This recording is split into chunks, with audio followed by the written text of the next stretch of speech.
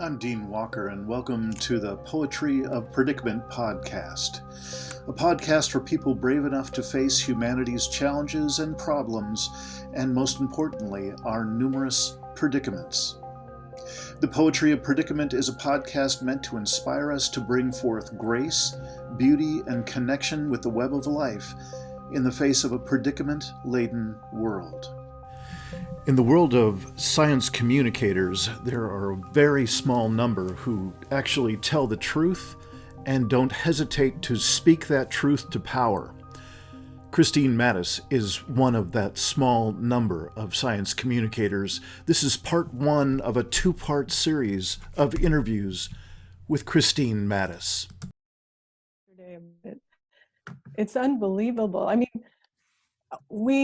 this friend of mine is a colleague too, who has a very similar background to mine. And, you know, we've talked about sort of the end times and not in, a scripture way, but just that things are going to collapse. And it looks like it's happening all around us. Everything that we could be doing, we seem to be doing wrong. Yeah, I agree completely. I would shift the words just slightly, though, to say that we are in collapse. Yeah. And my buzz phrase for about 7 years now is we are in human-caused collapse of Earth and human systems. And it's only now that we just can't argue it anymore. We can't be willfully ignorant. We can't be kind of shy and coy. We can't be using new agey aphorisms. It's basically we're in it. Right. Mm-hmm. And it's smacking us in the face. Bang. Yep. Bang. Yeah. Bang. And so many seem to still want to ignore it or, what I keep running into is this whole positivity kind of, this positive psychology kind of thing where we just have to be positive. And I don't think I don't think running around always being negative is the answer, but some of the, in fact, I feel like a lot of this positivity is just ignoring the problem. Just put on a positive face for the sake of putting on a positive face. And it's just astounding to me that people can go on like that and think that things will somehow turn around and be okay. Yeah. Yeah. Whew. All right. Yeah. Yeah.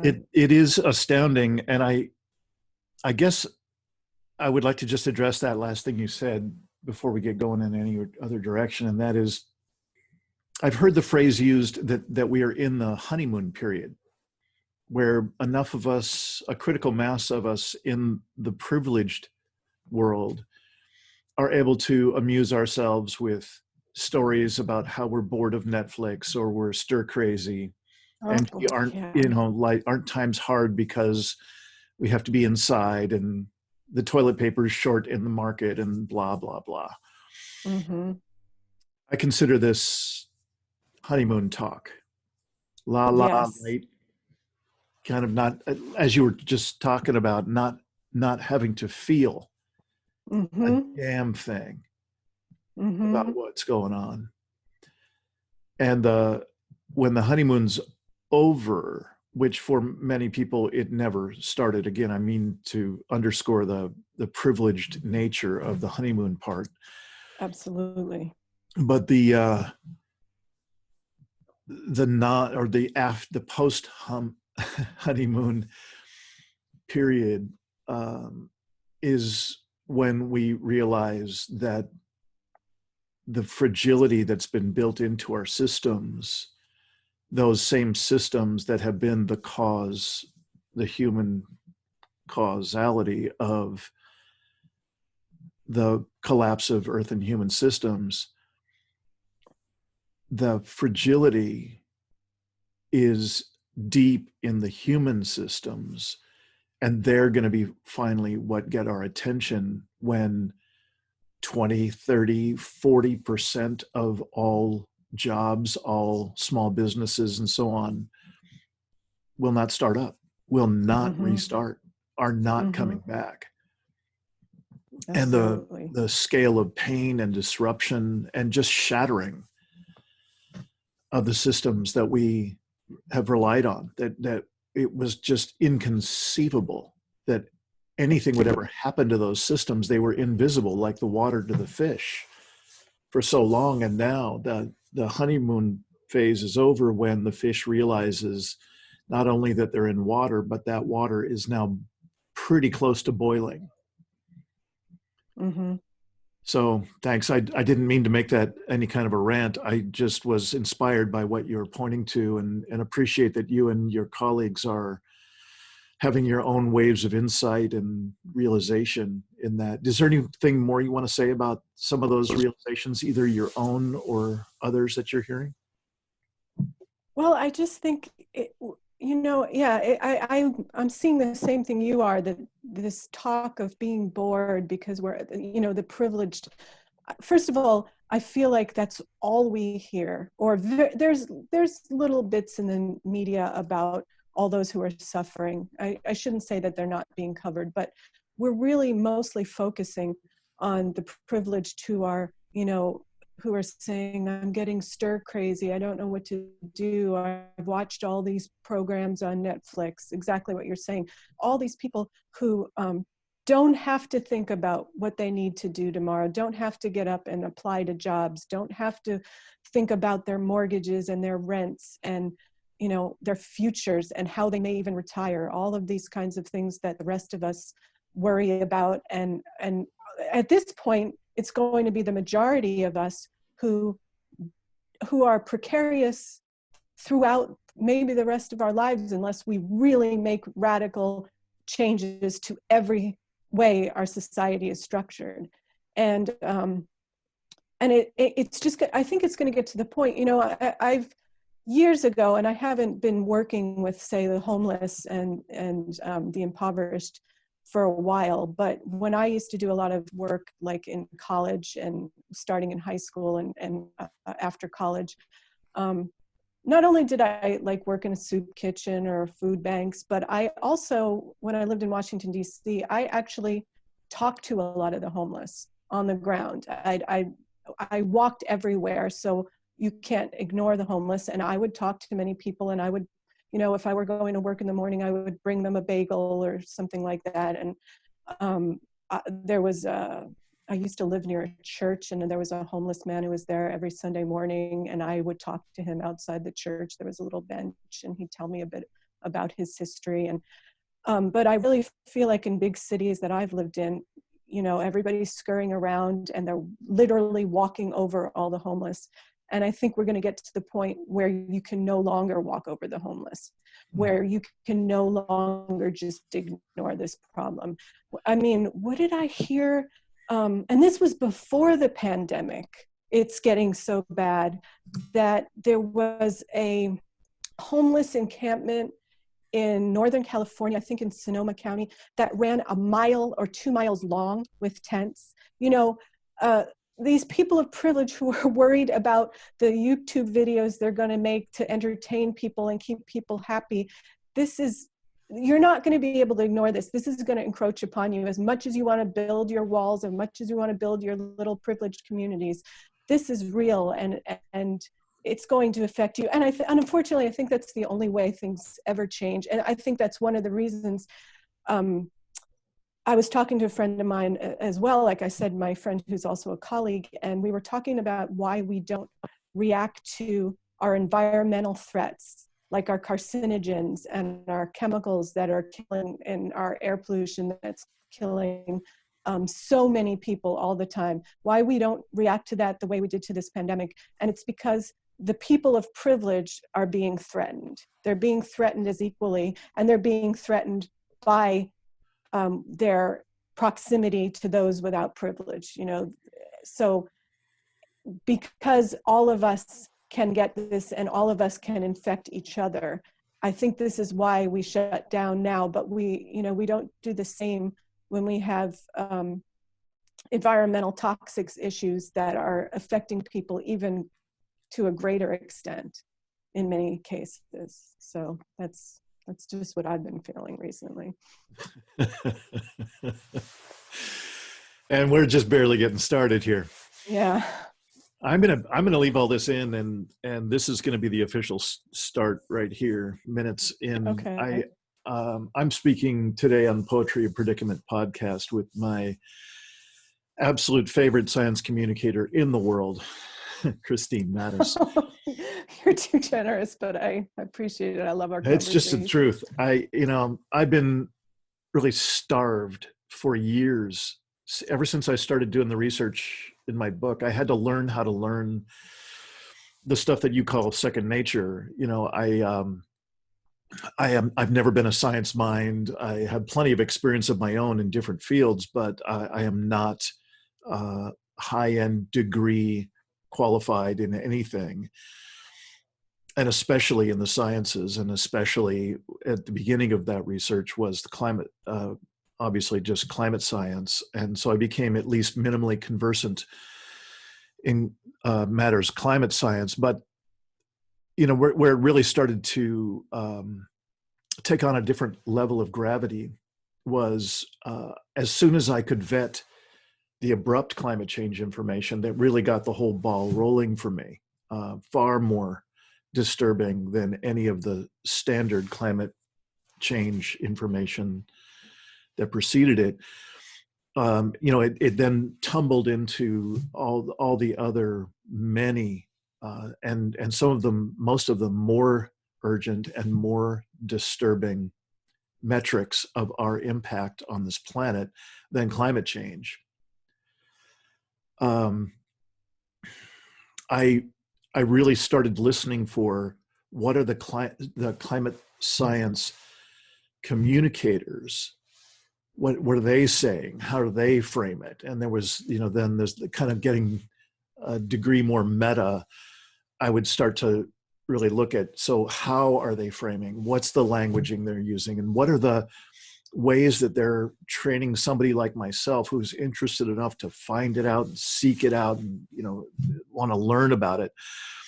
And to tell you the truth, I think most of it has just been a bunch of psychobabble mumbo jumbo that has been its own version of their irresponsible generation, like us all. I'm not saying that they're alone, but we all have a tendency to design, to unconsciously design or define things like hope, things like collapse. We have very special ways of defining those for ourselves, and then we start to come from them. I just did a whole series on the that I think I mentioned to you about. Jonathan Franzen wrote an article last September, and it was basically, why don't we stop pretending that we're not in collapse? More or less, that's what he was talking about. And he got just staggeringly piercing judgmental feedback from a number of science communicators. I mean, they were just breathtakingly irresponsible. Like, how on earth are you calling yourself a professional and not being responsible for the languaging you're using about yourself? And then, more importantly, projecting on this guy who has posted an article. It's just mind-blowing. So if I can just loop that back in case it's getting like, what's he talking about? Is we find ourselves in a place where, what's that? That's 7 months ago he wrote that article. And so 6 months ago we had this reaction, and this is how you define hope. No, this is how you define hope. And you can't step on my toes of hope, and so on. It was just amazing. All of it in this wrap of privilege of, well, how dare you ruffle my feathers? Well, my feathers are far more resilient than yours. And oh my God. And how you and I just started this conversation was looking at now, there is no more privileged zone to have these la-ti-da elevated pinky finger conversations about your privilege, stepped on the toes of my privilege. It's so raw. it's so in much more direct in our experience. And why I go so far as to say you're one of my favorite science communicators is, you know, it started back, undoubtedly wrote wonderful things before this, but the first one I saw was the one in which you said, this is not going to be solved by, and you went down the list of all the things we call normal now. And these are all the ways we communicate and all the ways we figure stuff out and we make sense of the world. And you said, ain't none of them. None of them. The answer is not going to come from any of that. It was an extraordinary breath of fresh air because you took the risk of taking away that wiggle room, taking away that privileged zone that we surround ourselves with and say, oh, it'll work out. Just check out my Instagram feed. Right. No, it ain't going to happen that way. Yeah. So you came to my attention in that extraordinarily powerful way by just being brave and saying, no, that privileged zone is doing nothing but deeply disempowering us and probably taking us the other way in short order. Mm-hmm. And here we are 6 months later, or it's quite a while before that you wrote the other thing. Yeah. And here we are at least months later, and that privileged zone is under assault. It's not completely gone. We will hold on to that, I'm sure, with all we've got collectively. Mm-hmm. But we were just talking about how, for ourselves, you and I, in this conversation and in our own lives, and a number of us with our colleagues, we are really confronted with how much smaller and how much more deeply uncomfortable that lack of privileged zone wrapping around us. It's an uncomfortable life with so little of it left. So, gosh, I'm on some kind of a rant roll. Thank you for sitting through all that. I really just meant to underscore my appreciation of your boldness as a science communicator. There are only one or two others that I consider, Kevin Anderson, I consider immensely real and refreshingly real as well. Yeah. So I'm now going to officially welcome you. And Kristine Mattis, you promised last time we were together, which wasn't too long ago, that you were going to do some more writing. Indeed, you have. It's a gorgeous piece that I will, of course, put the link to in the show notes. And you've endured this ridiculously long introduction rant. And I'm wondering if you're prompted to say anything in response to any of that, or if you have a particular thread that you'd like to just pick up and run with. Well, in response, I do have a couple things. I know why there's this need in science communication to promote hope and promote solutions. And I would say that scientists or science communications researchers would say that it's based in research and based in peer-reviewed research. And to extent they're right. There's research to say that if what's going on is so overwhelming, and if you don't present hope and you don't present solutions, that people are too overwhelmed to do anything, and that they will, be stuck where they are, and they will throw up their hands and give up. However, I look at that research and I say, I see, well, first of all, I don't want to go into the whole realm of issues with scientific research, but that's a whole nother area we could go into. There's a biomedical scientist named John Ioannidis, I think is how you pronounce his name, who says 90% of all research is false. And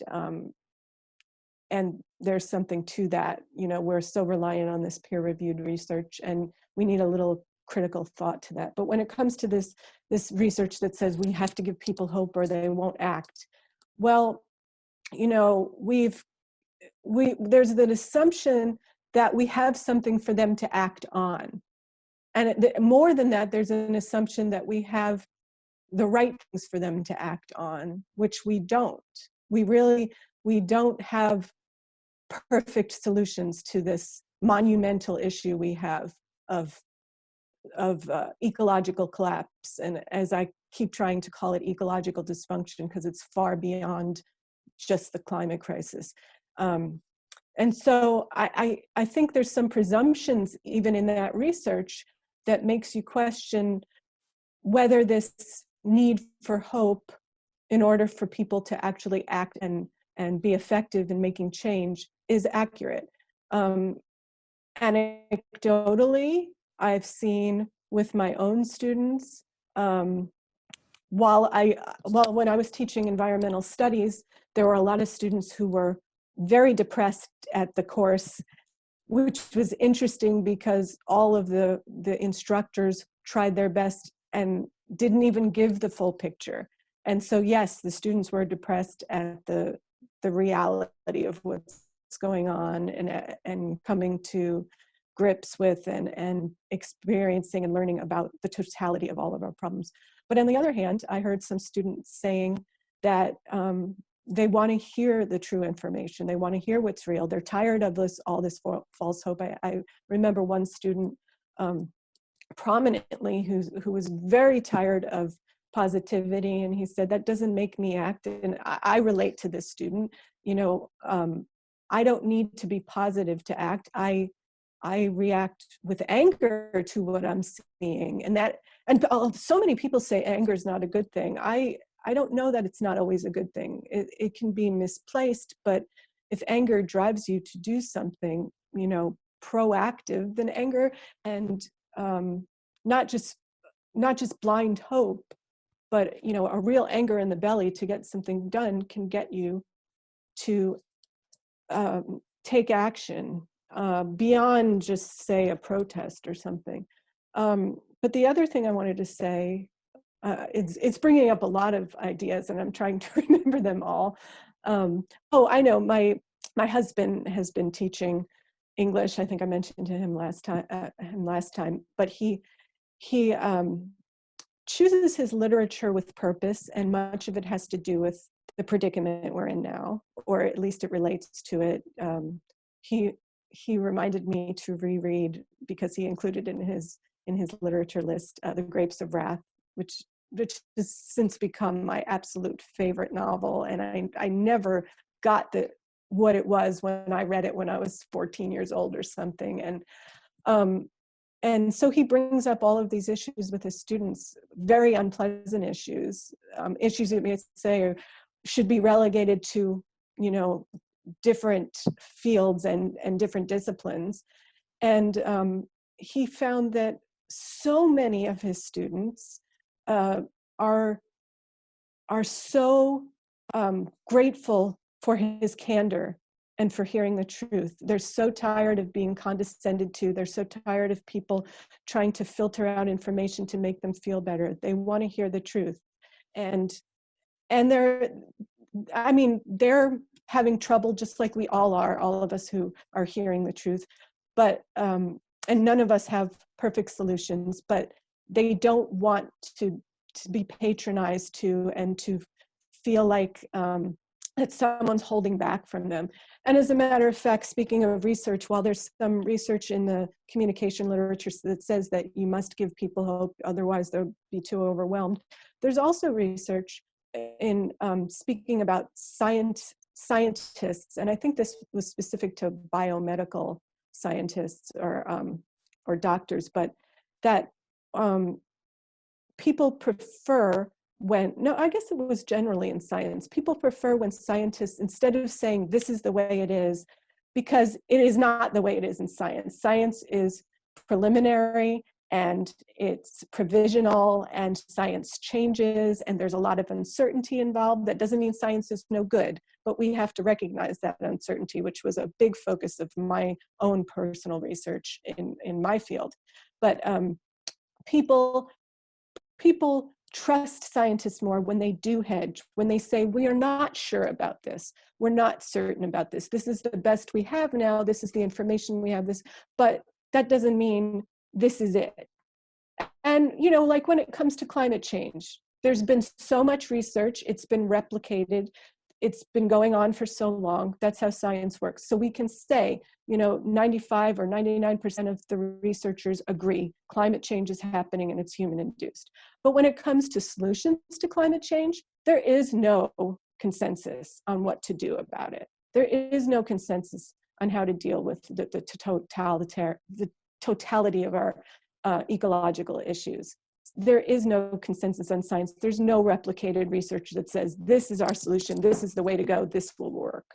And I think people do appreciate hearing that hedging and knowing that someone is not feeding you a bill of goods and in the name of science. Because not only do I think that people appreciate it, like I said, there's some research to state that people really appreciate hearing that kind of truth, that that science doesn't have all the answers, and that the scientists are providing their best knowledge, but this might not necessarily be true. And we're seeing a lot of this play out right now with this pandemic, the uncertainty involved in science, and the best of the people are saying, this is the best we know now, this is what we think this is what we project, this is what we see as the best way forward in terms of helping people not be infected, of helping people heal from this disease. But there's so much uncertainty. And I think that Dr. Fauci, who's on all the time, that so many people appreciate so much,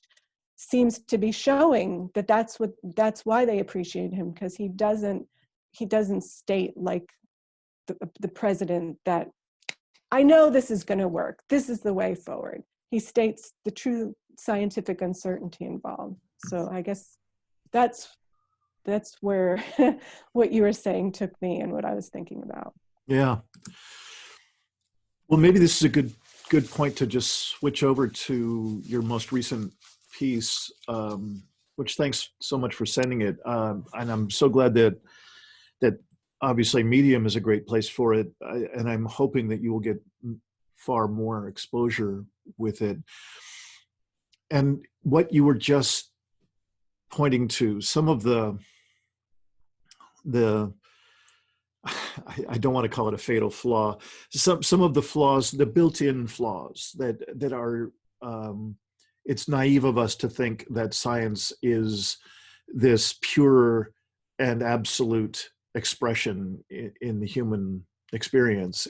I love that you were saying, no, it's perhaps it gives us a foundation from which to grow, and particular methodologies that are saner than others to move forward, but it's not without its foibles. And I think that's a really diplomatic way to kind of approach part of the conversation. I think you're just a little bit more pointed in your writing when you're talking about your own. I'm sorry, I'm not going to remember your exact way of framing it, but you had some insights along the way in your own experience of being a human being, but obviously as a ever advancing student, you'd start to question, well, is it possible we could include something like how we consume and our population numbers as we look at what's going on in our planet and in our impact? And I found that to be, again, you were far more diplomatic than I would have been. But I'm curious if you could say a little bit more about that process for you of having those insights, and then to whatever degree those were repelled, those were rejected, those were perhaps even ridiculed. I'm not quite sure. How was it and how is it to have those that kind of insight when people who are really running the show in academia or running the show in various aspects of the scientific community not to mention politics and corporations. We won't even go there for the moment. How is it to have that quality of considerable insight that you or your colleagues might come up with, and to have them be dismissed out of hand, even in times as urgent as these? It seems like that my head would explode. Yeah. Just by reading what you included in this piece. Can you say anything about that? And this is why a lot of people who are trained like me in science aren't really working in our fields, or have possibly been pushed out of our fields. I'll tell you where it started with me. When I had been thinking about going into medicine, I was talking to some friends and acquaintances who had just started med school. And I said, I have some questions about, mainly for me, it was about prevention and about the causes of diseases. And I remember specifically this one med school student saying to me, you can't ask that. You can't question, the treatments, but it's not even about the treatment. It's more about, maybe we should stop focusing on the treatment and focus on the prevention. Mm-hmm. And she said, no, you can't do that in med school, basically. And we see this with our research priorities and what gets done in research. The National Institute of Environmental Health Sciences focuses on things like causes of disease and prevention. Mm-hmm. And when it comes to something like cancer, the funds allocated for causal and prevention are far fewer than the funds allocated for treatment. And of course, we need treatment, but we could, eliminate the need for treatment if we found out ways that we can prevent it, obviously. But mm-hmm. That's not where the funding is going. So that's related. But the other thing is I guess the main issue is, and as everybody probably knows, our whole society is founded on money making, on economics. And so academia is no different. And what gets funded and what can be done is, and it's of course, I'm painting with a broad stroke, and I'm not saying this is everything, but economics plays a huge role. And so the kinds of topics that are studied and the assumptions being made when you start a research study, and the areas addressed, especially in applied science, when you're looking for a solution to a problem. Economics plays a role. How can money be made? There's a reason why colleagues of mine, when I taught at the university, we were all TAs in biology, so we came from very diverse fields.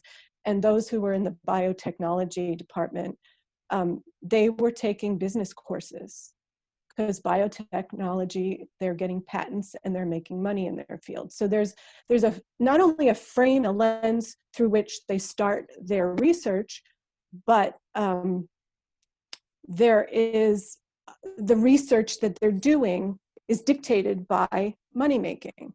And I see the same in climate science, actually just in the overall sort of environmental, interdisciplinary environmental field, where we're looking at environmental issues and looking for solutions. What I saw when I went back to grad school after having been, in just working in the real world, say, the focus all of a sudden in the early to mid 2000s was on climate change. There was far less of a focus on toxic pollutants. There was far less of a focus on environmental health. And of course, there's toxicology that studies that in a more reductionist way than interdisciplinary environmental studies, which I was in. And, there's epidemiology that studies that. Public health has a section of environmental health that studies these kinds of things. But they are huge aspects of interdisciplinary environmental studies and sciences, which is the broad field that I'm a part of. And it really seemed like the focus always came back to climate change. More people were doing research about climate change. Now, the idea and what's out there in amongst lay people, as we say, I really hate using that term, but above the general public, is that climate change is the biggest threat we have. It probably is, but there has been debate.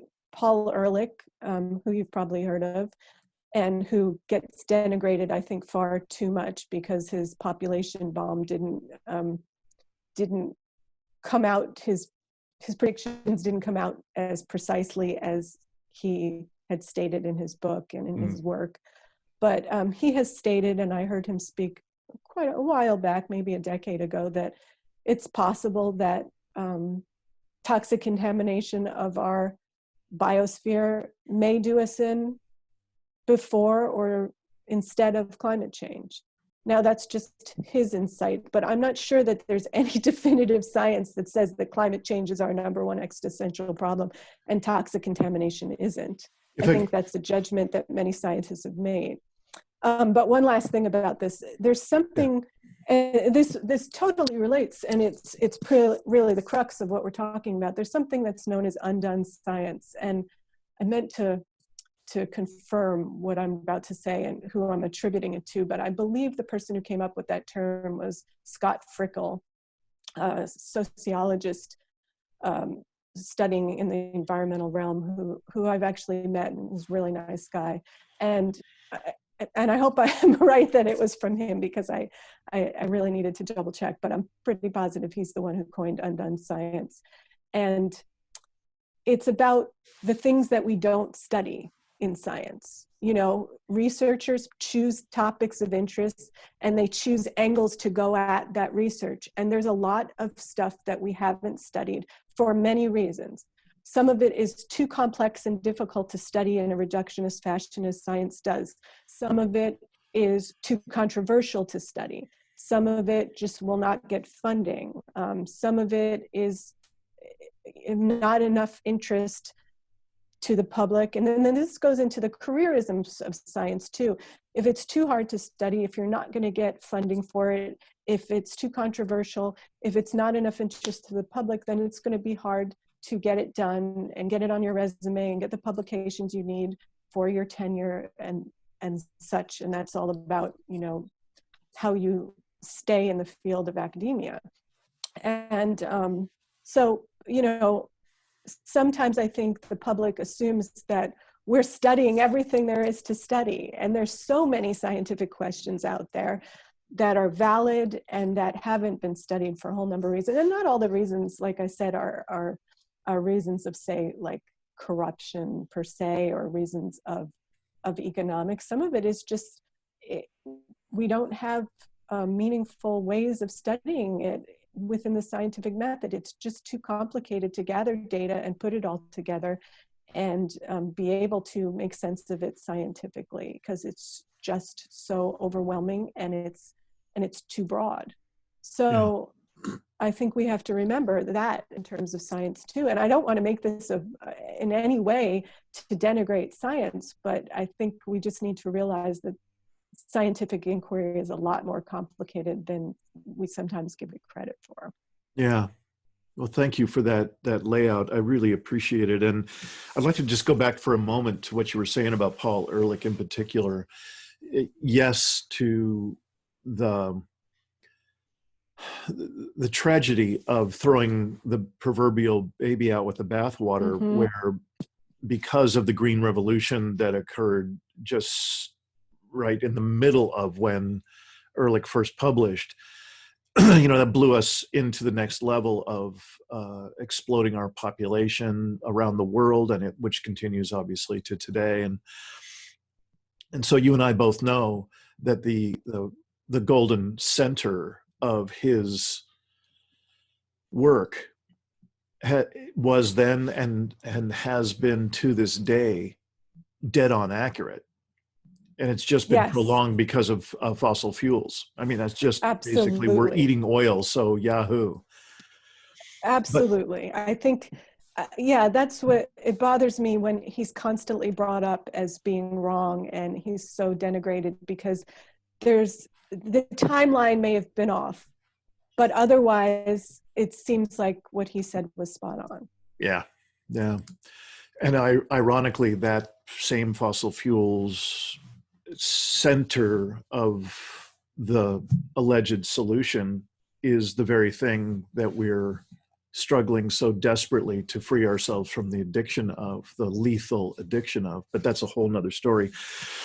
I also wanted to stay for just a moment to further validate your mention of Erlich. In the past couple of years, he's been attached to a couple of projects with usually the lead has been Ceballos. I don't know. I'm sorry, I don't remember his first name, but with Ceballos and Erlich et al.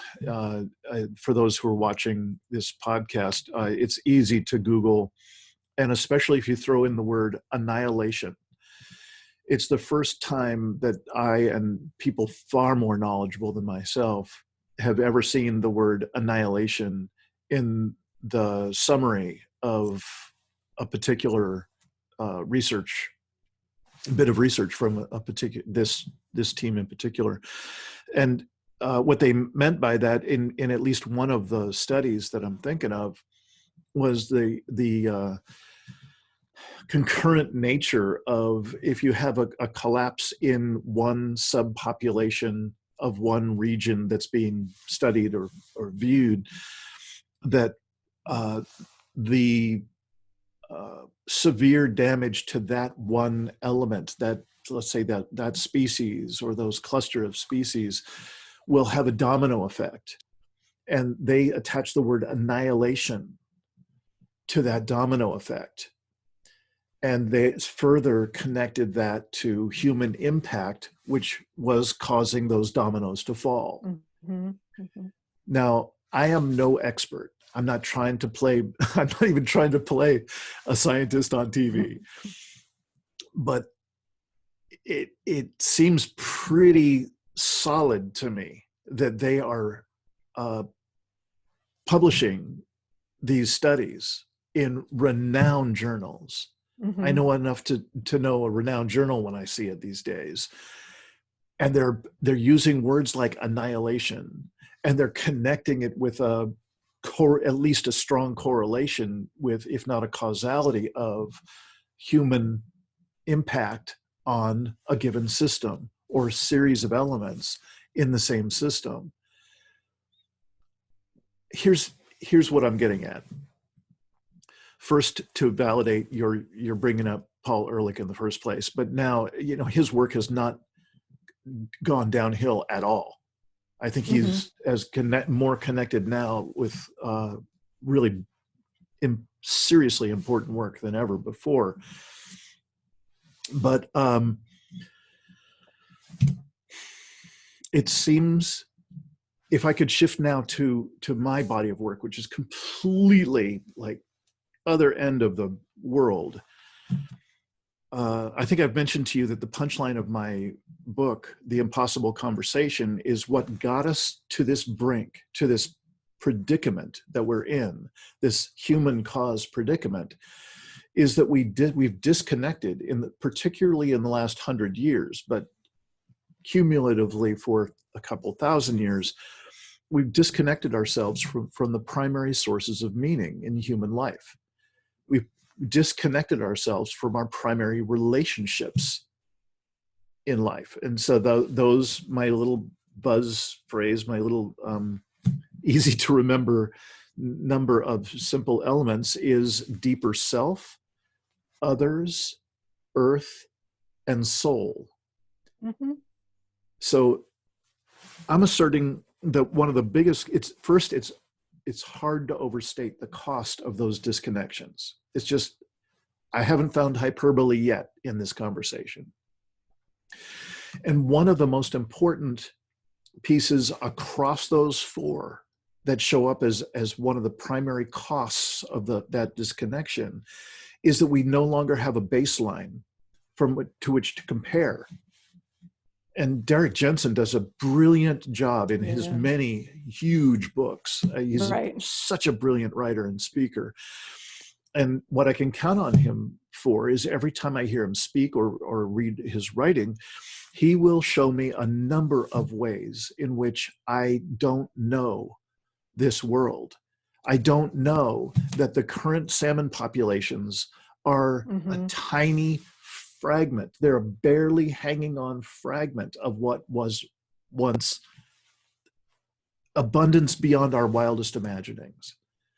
And that's just one of thousands of examples that he is so brilliant at. So I have such a crippled lack of baseline with which to refer to my relationship with the earth. And it's obvious that that's collective. It's not just Dean's problem. We all have that collectively, because look at the shape we're in. We're losing our coral reefs. We're losing the fisheries of the planet, and on and on and on. So thank you again for sitting through what turned into too long a piece, but I so appreciated you bringing up about Paul Erlich. I so wanted to mention and make sure that it was included in our conversation, the urgency of the word annihilation coming from top professionals in the field. And then to be able to look and bring in what happens to us, whether we're professionals at the highest level of science or we're relatively lay people like myself in this particular kind of conversation. We have no baseline in any of those core metrics to be able to see, are we in right relationship with our deeper selves, with the inner wisdom that's available in our bodies? Are we in right relationship with other people? And then again, with earth and with soul. So that's, again, the nature of my work. That's where, that takes off in practices and so on. I'm wondering if either of those points sparks you in any way. Well, I actually think it connects with the conclusion I wrote from my most recent piece. We're so busy and of course this is for reasons of just getting by. I really like to distinguish between the haves and have-nots, because I could say we're a world of busyness, but some people have to be busy because they don't have shelter over their heads and they don't have food on the table if they're not busy. And they're doing, as we see now with this pandemic, they're doing the hardest work and their days are busy. Stocking shelves in a grocery store, being at a cash register, even teaching. You are busy all day. You don't have time to look down at your smartphone and read your text messages. You don't have time to get on the computer. You don't have time to even answer a phone. You are doing work. And those people are real busy. But for all of the privileged, or many of the privileged, we're constantly keeping ourselves busy. We think busyness validates us. We think busyness makes us worthwhile in this society. And because of that, we are not attending to all of those things you were talking about. We're not reflecting. We're not considering. We're not getting to the heart of matters.